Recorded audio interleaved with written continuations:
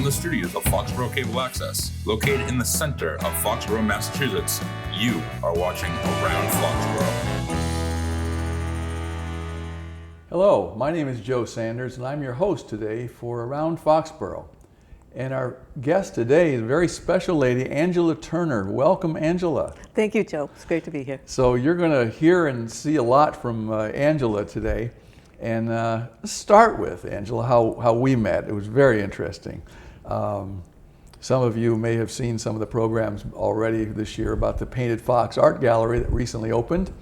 And I was visiting the art gallery on the opening day, and I met Angela. She's one of the 7 or 8, and I understand now more are going to be starting, that have her display there at the art gallery.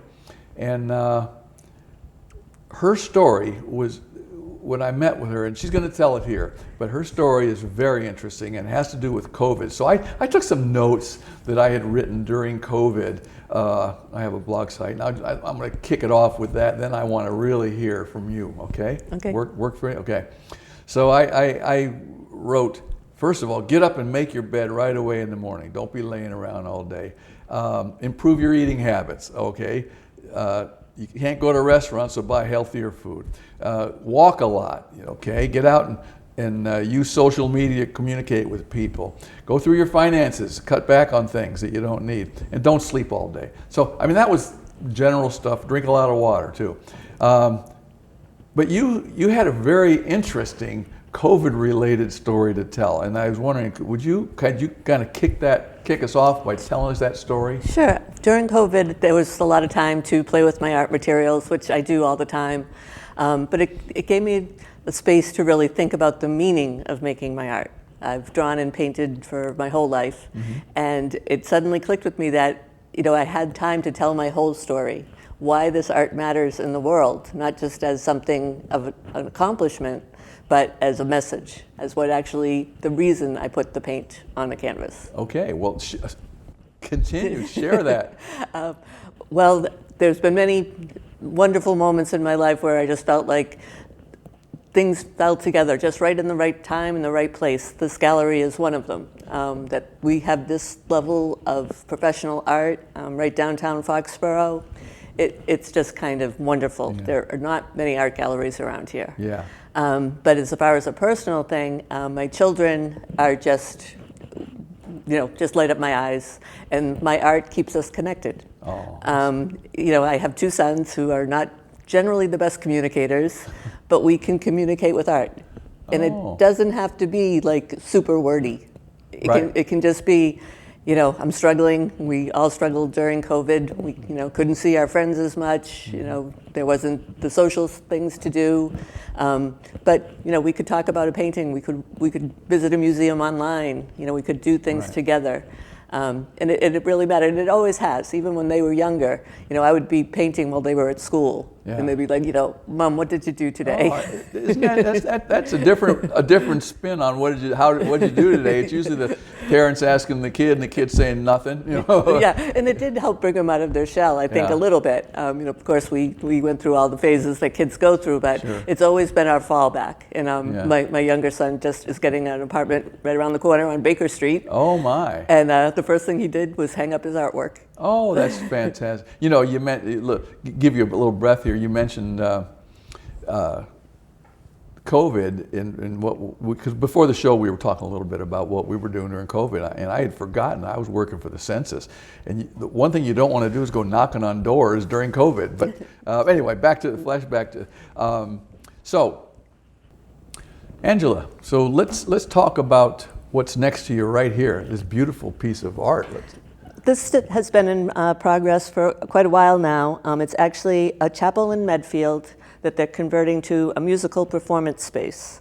And it's going to be an opportunity for music and art and dance and eventually culinary to be taught and to be an exposed place for children that may not have access to these things. They're going to go to Milford and Framingham and get some of the lower income students bussed in so they can use these brand new facilities, which are completely unique. So where some of the public schools have had to scale back their music and arts, we're hoping this public type of entity will bridge that that distance. And also hoping that it'll be like a multi-generational space, that older people can be there, younger people can be there. For the past 2 years, they've been doing pop-up events, and the local community, most of them are free. So the community does know that it's there. There are walking trails all through there. So it's generating interest already, and once all the buildings are renovated, it's just a lovely space. I think there's 87 acres that will be Belforge, and then there's 200 acres of conservation land around it.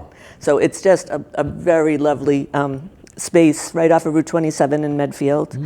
And my thought making this, and it actually did start with the prayers that are in the green and the yellow. That's what I was going to ask. If you didn't bring that up, I was going to. Yeah, those are actually another COVID discovery. Okay. I was just looking for something hopeful and different, and came across this. This is actually Hebrew, and it's a portion. It's 10 of the 72 names of God, and it's all releasing ego, building bridges, trying to be the best self that you can possibly be. And I've done several series using the prayers, and it in itself is a bridge.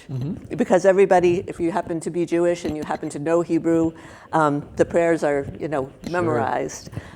For somebody that doesn't, it's just very interesting that just the way they're configured, and I've done them in different colors and how they fit together, and it really is a living language. So I have to ask, because I'm looking at it really closely, like, do I see similarities between any of the different?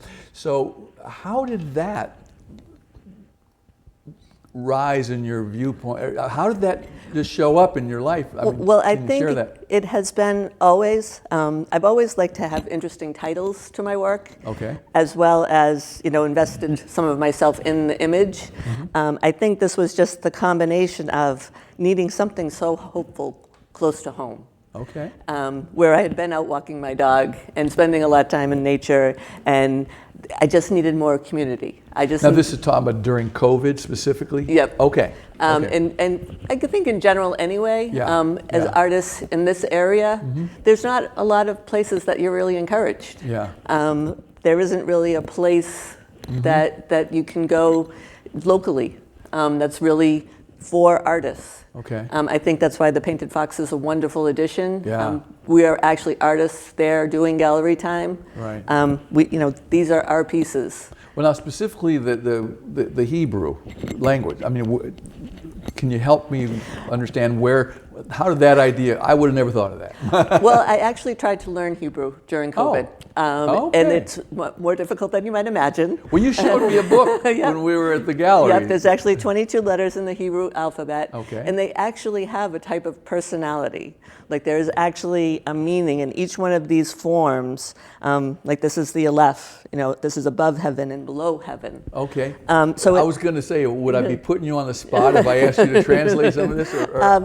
They are, again, it's a miracle making and, return to your soul, which actually is what I think art is. When I'm making my art, I'm not calculating. I'm not thinking, is this green enough? Is this close enough to the edge?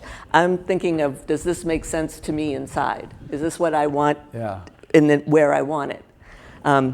It often takes me years to finish a piece because all of a sudden I'll say, I forgot to add this one element that I thought I needed in there.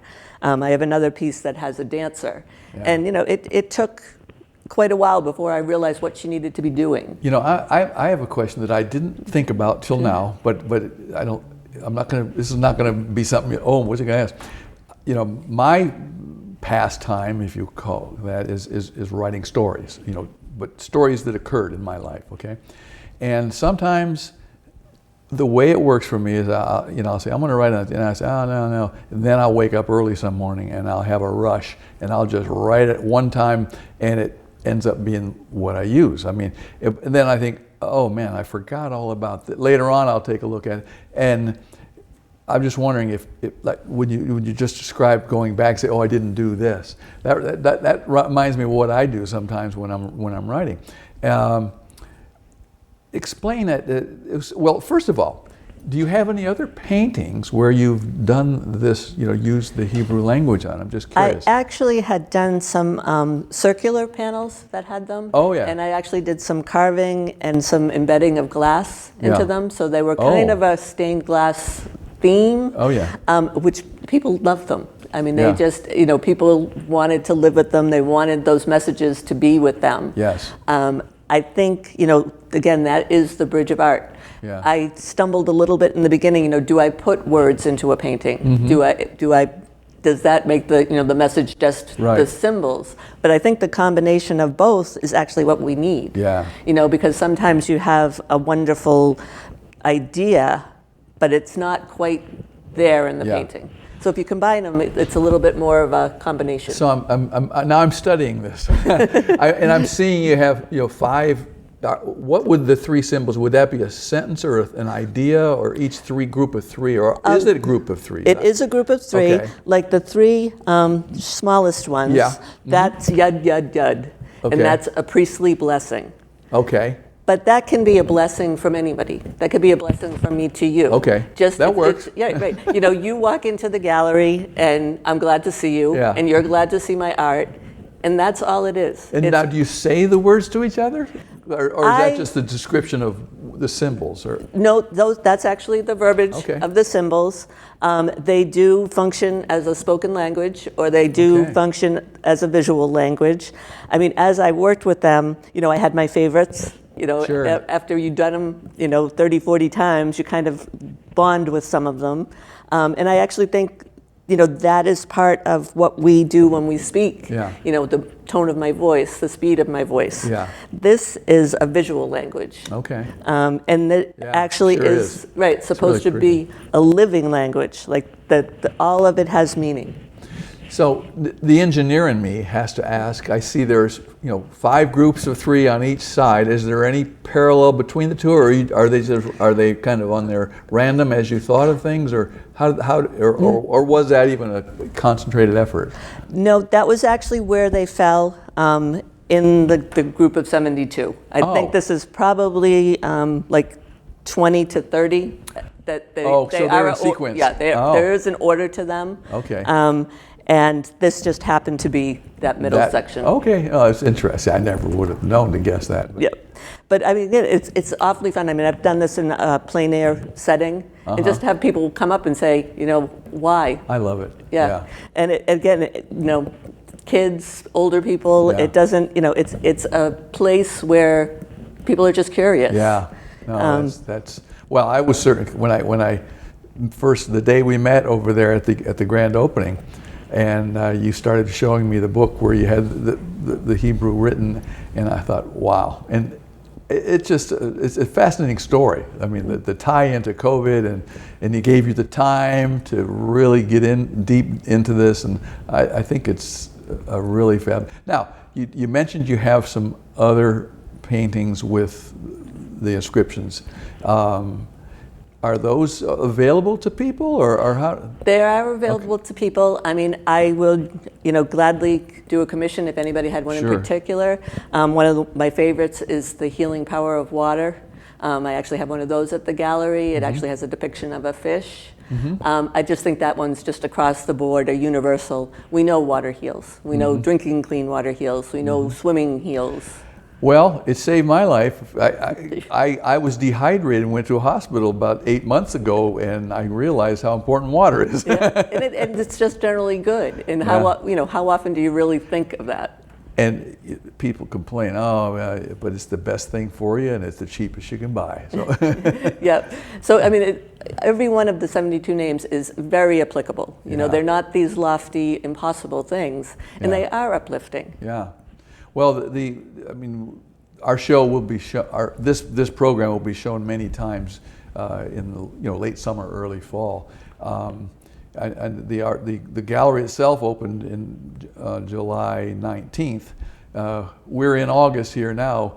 How are things been going at the? Things have been going wonderfully. The community has supported us. We've had good sales. Good. People seem very interested in knowing that we are the artists. Yeah. We are not a gallery that just has some other person No, I love that too. doing gallery sitting. Yeah. You come in and you meet somebody that actually has art on the wall, Right. and can tell you about the background of the where and the why. Yeah. And was it a tough piece? Was it a piece that just seemed to come easily? Yeah. And we probably have more than 200 pieces of art. Wow.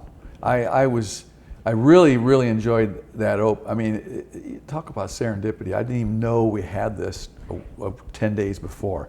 And then I learned about the opening. I said, we got to go. I took my wife, I said, we got to go. And then met you and some other, artists there, which was great. And now I understand that you've got a couple more. We might have said this already, but you got a couple more coming on board also? Yeah, we have 2 more artists, Okay. actually 3 more artists coming on board. Wow. Yep. Wow. Yep, we have a photographer. So you guys going to fight over space or what? No, we play nice.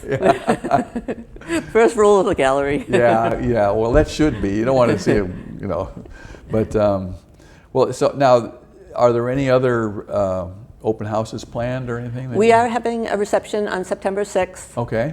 From 4 to 8. 4 to 8, okay. Be light refreshments and as much art as we can fit. Yeah.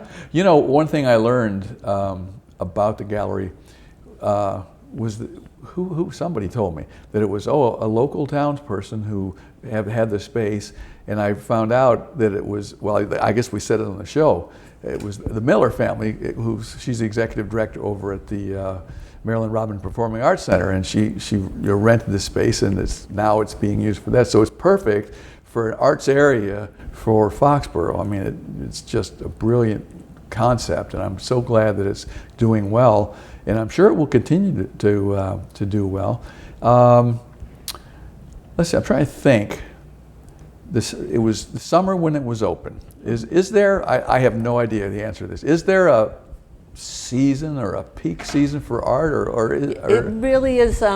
It does perk up in the November, December. We get a lot of gifts for holiday. Okay. Yeah, and then we feel a little bit January and February because people just don't have the budget. Sure. But in general, people, again, I think having local artists is what people want to see. We have a lot of foot traffic. We have a lot of people that live close by that walk to the restaurants, and they just wander in and walk around, and that's what we're there for. Yeah. Well, that's. When we did the show a couple weeks ago, I was asking the questions, and Jack was saying, he goes, this is an art gallery where you don't feel pressure. And I didn't quite understand what he meant. He goes, well, if you go to a lot of art galleries, you realize you start feeling the pressure of, wanting to sell you something. He goes, that's not the way this is. It's the interest, and which is typical Foxborough in my mind. People just taking care of each other, and. But now, so you say you've been doing this all your life. Talk a little bit more about how art grew on you over time, and when did it really hit you that you loved this? Oh, very young. I'd say before preschool even. Yeah. Whoa. Yeah. I was always drawing. My crayons had personalities and talked to each other, and I was drawing my stuffed animals. I'd say by 4th grade. I really was established as one of the artsy kids. Wow. But I think I inherited it from my mother. Okay. My mom was a seamstress, and she could draw. She didn't often, but I had a similar skill as hers. Well, when I married my wife, she was a seamstress. She's not now. She's a substitute teacher in our school system here, but I'm familiar with that a little bit. Yep. It's a hand-eye detail thing. Yes. She was a much better sewer than I am. I understand. And when I went to art school, I went to Mass College of Art. I actually studied photography and education. Oh. Although I did a lot of design work and painting too. But it's always been there. Yeah. Well, really going off topic here. My dad went to school in New York it was Kodak or whatever. He became in the photography world, and they told him he needed to get out of it because he took too long. He was a camera repairman. He said, "You're never going to make a profit. You take too long. You got to take." But he likes to take everything, out, and take forever. But anyway, so what do you see in the future for you or for the gallery? I mean, it looks good so far, right? Yeah, for me, it's just an amazing thing. I live 8 miles away. Yeah. I can bop in, put up new work. I can work there if I want. It's just a whole nother lifeline Right. For my art. Not that, I don't create at home. I have a Sure. studio at home, but it's just nice to have that community. Yeah, I was going to ask about that, because I was going to ask you, how, do a lot of the artists actually do the work here, and you guys, it's like a coffee club, or do you get in each other? I mean, if you're producing, is it counterproductive when you hear voices, or other people talking, or? I think it's always worthwhile. Yeah. Anytime that I've been in a gallery type of situation, or even at school we had like shared studios. Yeah. I think it's always nice to have artists nearby. Yeah. We're really not that competitive a bunch. Right. We're not in that area where we have a gallery representing us. Yeah. We want to be there. Yeah. We want to still be attached to the process. Right. So I don't think it's as difficult. Yeah, and that kind of rhymes in my mind with what Jack was saying. There's no pressure. There's no pressure to sell. And the funny thing is, when people walk in and feel comfortable somewhere, they're much more apt to really get interested, as opposed to, I have no questions. I don't want to know anything, because I don't want to make you think might want to buy, that kind of stuff. I think it's fantastic. I mean, it's just another example of how Foxborough excels in my mind.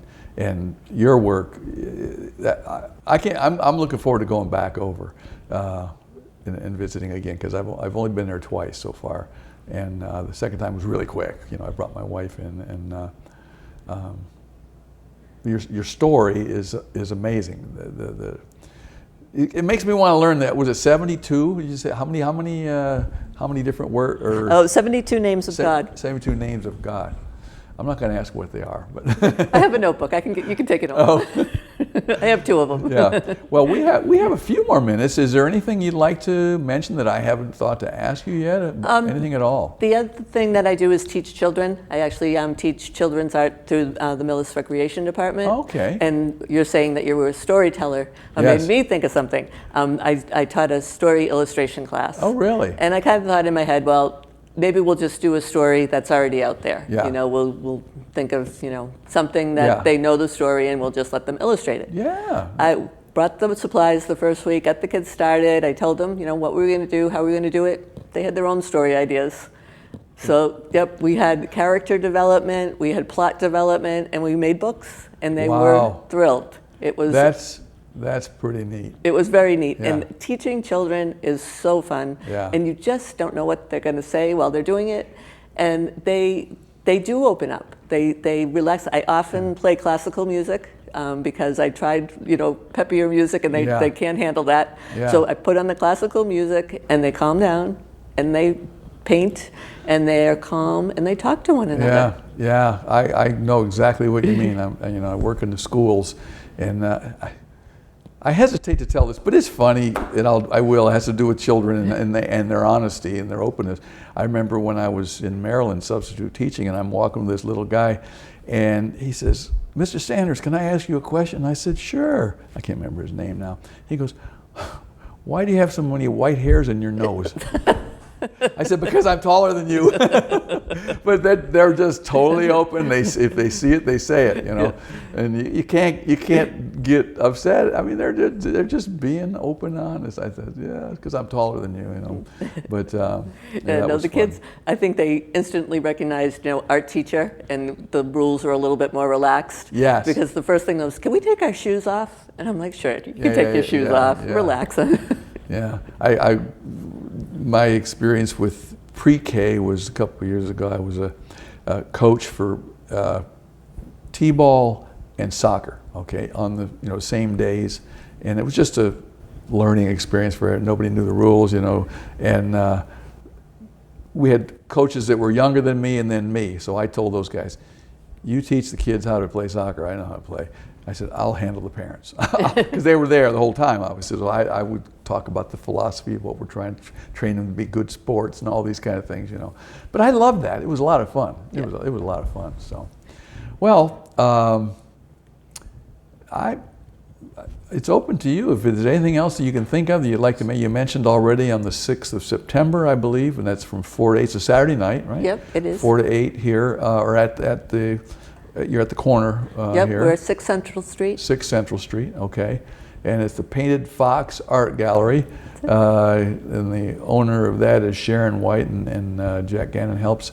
And there's you plus several other artists, I'm sure, that will be there. Right. By that time, you have the new ones on board as well, right? So We will. You guys will be packed. We should be, hopefully. Yeah. Well, I want to thank you for today. It's very nice to have you here again.